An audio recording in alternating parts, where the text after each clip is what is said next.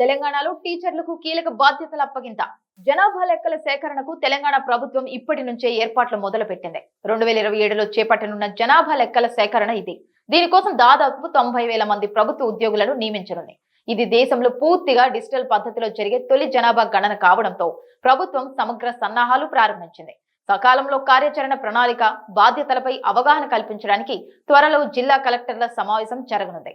ఈ ఏర్పాట్లపై ప్రభుత్వ ప్రధాన కార్యదర్శి కె రామకృష్ణారావు సచివాలయంలో సమీక్ష నిర్వహించారు. రాష్ట్ర స్థాయి జనగణన సమన్వయ కమిటీ సమావేశానికి అధ్యక్షత వహించారు. జిల్లా స్థాయిలో పరిపాలన, లాజిస్టికల్ కార్యాచరణ ఏర్పాట్లను సమీక్షించారు. 2027 జనగణనను విజయవంతం చేయడానికి సమన్వయం అవసరమని, సకాలంలో నిర్ణయాలను తీసుకోవాల్సి ఉంటుందని అన్నారు. దీనికి అన్ని శాఖలు సహకారం అందించాలని సూచించారు. అధికారులకు ఉద్యోగుల తాత్కాలిక అంచనా సిద్ధం చేయాలని రామకృష్ణారావు ఆదేశాలిచ్చారు. డిజిటల్ గణనలో మురికివాడలు, మారుమూల ప్రాంతాలన్నీ కవర్ చేయాలని, ఎటువంటి లోటుపాట్లు కూడా ఉండకూడదని అన్నారు.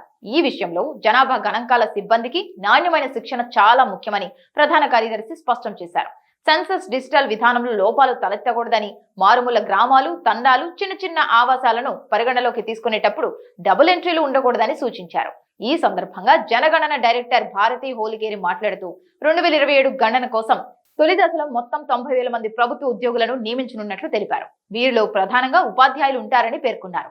ఉపాధ్యాయులు జనాభా లెక్కింపుదారులు, సూపర్వైజర్లుగా నియమితులవుతారని ఆమె తెలిపారు. ఈ సమావేశానికి ఆర్థిక ముఖ్య కార్యదర్శి సందీప్ కుమార్ సుల్తానియా, అటవీ ముఖ్య కార్యదర్శి నదీప్ మహ్మద్, పంచాయతీరాజ్ ముఖ్య కార్యదర్శి ఎన్ శ్రీధర్, ఆరోగ్య ముఖ్య కార్యదర్శి డాక్టర్ క్రిస్టినా చొంగ్తు, రెవెన్యూ ముఖ్య కార్యదర్శి లోకేష్ కుమార్, సాధారణ పరిపాలన కార్యదర్శి ఈ శ్రీధర్, మున్సిపల్ కార్యదర్శి టీకే శ్రీదేవి హాజరయ్యారు.